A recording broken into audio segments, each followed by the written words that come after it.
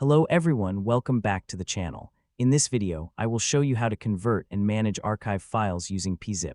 First, open PeaZip and click the Add option. Here you can see several archive settings. The first option is Type. Type allows you to choose the archive type or format you want to work with. Next, we have Level. The Level option controls the compression level. A higher compression level can reduce the file size more, but it may take more time. Next is Function. The function option provides different actions for working with the archive. After that, we have Split. The Split option allows you to divide a large archive into smaller parts. This can be useful when you need to transfer or store a large archive in separate pieces. Next, we have the Add to Separate Archives option.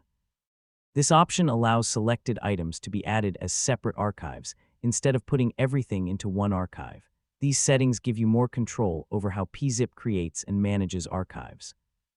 You can choose the options according to your requirements. After selecting the required settings, you can continue with the archive operation. That's how these options work in PeaZip. Thanks for watching. Don't forget to like, subscribe, and follow for more easy Windows tutorials.